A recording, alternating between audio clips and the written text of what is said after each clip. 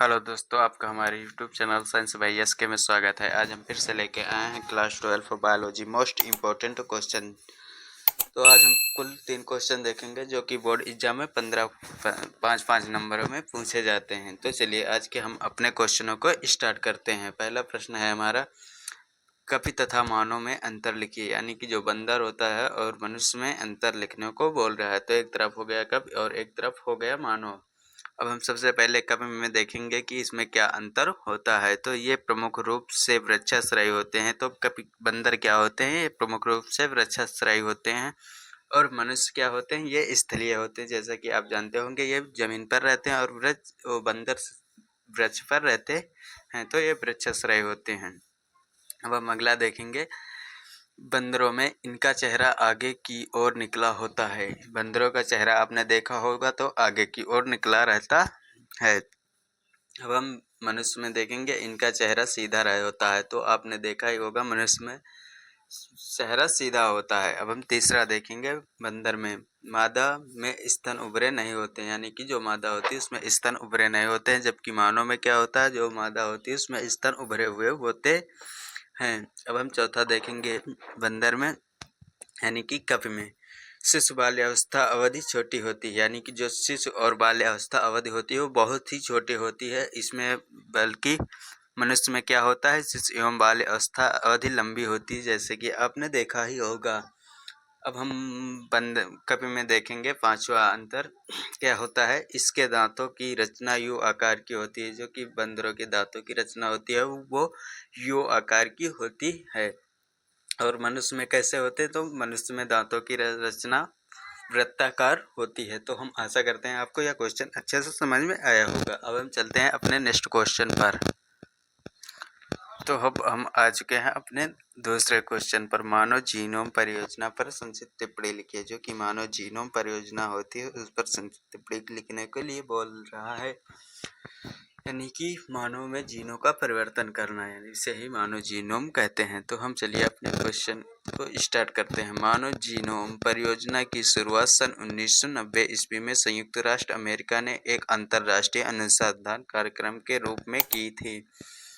जो कि मानव जीनोम परियोजना की शुरुआत हुई थी वह 1990 ईस्वी में किसने किया था? तो संयुक्त राष्ट्र अमेरिका के कार्यक्रम के रूप में की गई थी। इस परियोजना का मुख्य उद्देश्य मानव जीनोम के डीएनए क्रम को निर्धारित करना था। यानी कि जो डीएनए क्रम होता है उसको निर्धारित करना था।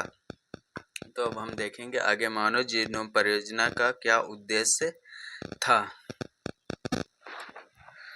तो मानव जीनोम परियोजना का उद्देश्य नंबर 1 है, मानव जीनोम परियोजना पर उपस्थित सभी क्षार युग्म की संख्या तथा उनके अनुक्रम का निर्धारण करना था। जो कि उसमें उपस्थित क्षार होते हैं डीएनए पर जो उपस्थित क्षार होते हैं, उपस्थित क्षार युग्मों की संख्या को तथा उनके अनुक्रम को निर्धारित करना था। मानव जीनोम परियोजना का ये उद्देश्य था। और अगला उद्देश्य क्या था?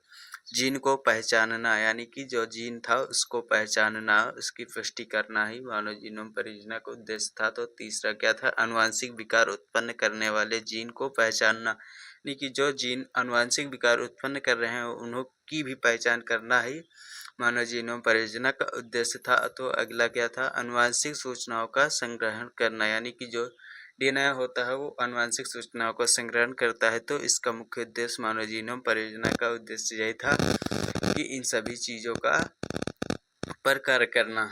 तो अब हम आशा करते हैं आपको यह क्वेश्चन अच्छे से समझ में आ गया होगा। तो क्वेश्चन समझ में आया तो प्लीज़ वीडियो को लाइक एवं चैनल को सब्सक्राइब करें। हम चलते हैं अगले क्वेश्चन पर।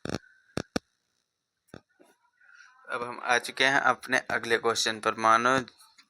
आधुनिक मानव पर संक्षिप्त टिप्पणी लिखिए। आधुनिक मानव को होमो सैपियंस भी कहते हैं। आधुनिक मानव को क्या कहते हैं? होमो सैपियंस भी कहते हैं। इसका उद्भव लगभग 10,000 वर्ष पहले प्लेस्टोसीन युग के अंतिम काल में हुआ था। इसका उद्भव कब हुआ था? 10,000 वर्ष पहले हुआ था। किस? प्लेस्टोसीन युग के अंतिम काल में हुआ था।